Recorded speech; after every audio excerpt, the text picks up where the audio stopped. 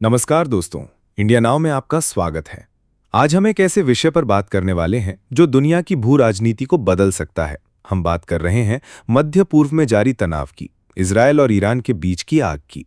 अमेरिकी राष्ट्रपति Donald Trump अपनी महत्वाकांक्षाओं के चलते अब पूरी दुनिया के सामने अपना मजाक बनवा चुके हैं। ट्रंप को अपने अमेरिका के राष्ट्रपति होने का बड़ा गुरूर है। उन्हें लगता है कि दुनिया उनका लोहा मानती है, अमेरिका सुपर पावर है और उससे सब डरते हैं।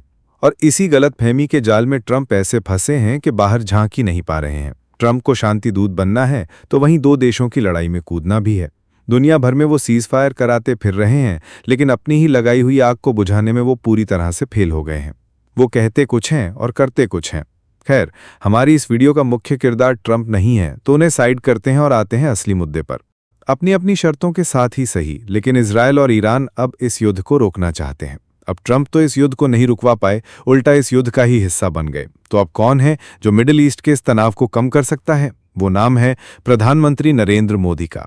भारत ही है जो ईरान और इजरायल के बीच तनाव कम कर सकता है। कैसे? चलिए समझते हैं। कई दशक बीत गए जब भारत ने मध्य पूर्व एशिया के दो सबसे ताकतवर देशों के साथ दोस्ती की थी। एक था दुनिया का सबसे ताकतवर इस्लामिक मुल्क ईरान, तो दूसरी तरफ था दुनिया का सबसे ताकतवर यहूदी मुल्क इजरायल। और दोनों से ही भारत के रिश्ते शानदार हैं। पीएम मोदी इस युद्ध को कैसे रुकवा सकते हैं, ये समझने के लिए पहले भारत इजरायल और भारत ईरान के रिश्तों को थोड़ा समझना होगा। पहले बात करते हैं भारत और इजरायल के रिश्तों की। भारत ने इजरायल को देश के रूप में मान्यता दी थी 17 दिसंबर 1950 को, लेकिन दोनों देशों के बीच व्यापारिक और राजनयिक संबंधों की शुरुआत हुई थी 1992 में। हालांकि इससे पहले भी जब भारत ने पाकिस्तान के खिलाफ 1971 की जंग लड़ी थी, तो इजरायल ने हथियारों से भारत की मदद की थी। इसके बाद इजरायल के प्रतिनिधियों का भारत आना और भारतीय नेताओं के इजरायल जाने का सिलसिला शुरू हो गया। और जब 2014 में मोदी सरकार आई तो रिश्ता और मजबूत होने लगा। 2014 में मोदी सरकार के आते ही नवंबर के महीने में भारत के तत्कालीन गृह मंत्री राजनाथ सिंह ने इजरायल का दौरा किया था। 2015 में जनवरी और फरवरी में इजरायल के कृषि मंत्री और रक्षा मंत्री ने भारत का भी दौरा किया था। इसके बाद अक्टूबर 2015 में भारत के राष्ट्रपति प्रणब मुखर्जी इजरायल की यात्रा पर गए थे। 2017 में पीएम मोदी भी इजरायल की यात्रा पर गए थे। ऐसा करने वाले वो पहले भारतीय प्रधानमंत्री थे। जनवरी 2018 में इजरायल के प्रधानमंत्री बेंजामिन नेतन्याहू भारत की यात्रा पर आए थे। इस दौरान उनके साथ 130 डेलीगेट्स थे और ये अब तक का सबसे बड़ा डेलीगेशन था। तब पीएम मोदी खुद प्रोटोकॉल तोड़कर उन्हें रिसीव करने के लिए एयरपोर्ट पहुंचे थे। पिछले कुछ सालों में इजरायल और भारत के बीच हुई डिफेंस डील पूरी दुनिया जानती है। और जब हमास ने इजरायल पर आतंकी हमला किया था, तो भारत का इजरायल के साथ कदम से कदम मिलाना और मिलकर खड़े रहना पूरी दुनिया ने देखा था। ऐसे ही कुछ रिश्ते ईरान के साथ भी बने। भारत और ईरान के बीच रिश्तों की शुरुआत हुई थी 15 मार्च 1950 से।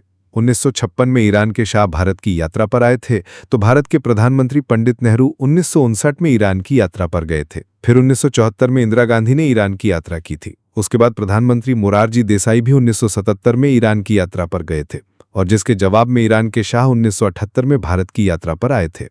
1979 में जब ईरान में इस्लामिक क्रांति हुई, तो भारत और ईरान के नेताओं का एक दूसरे से देश में आना जाना लगा रहा। अब भी भारत और ईरान के रिश्ते बेहद सहज हैं। वहीं अगर कारोबार की बात करें तो भारत ईरान से कच्चा तेल खरीदता है।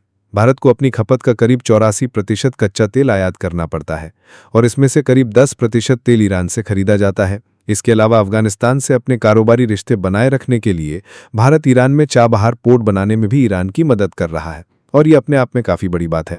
इसका सीधा मतलब यह है कि इजरायल और ईरान दोनों ही भारत को अपना करीबी मानते हैं और भारत पर भरोसा करते हैं। 13 जून 2025 को जब ईरान और इजरायल के बीच तनाव बढ़ रहा था, तब इजरायल के प्राइम मिनिस्टर बेंजामिन नेतन्याहू ने पीएम मोदी को फोन लगाया था। उन्हें पूरी स्थिति के बारे में बताया, यानी कि नेतन्याहू पीएम मोदी को दोस्त मानते हैं। इसके बाद जब ईरान और इजरायल के युद्ध में अमेरिका की एंट्री हुई, तो ईरान के राष्ट्रपति मसूद पेजेश्किन ने भी पीएम मोदी को फोन लगा दिया, पूरी बात बताई। यानी कि ईरान भी पीएम मोदी की दोस्ती पर उतना ही भरोसा करता है।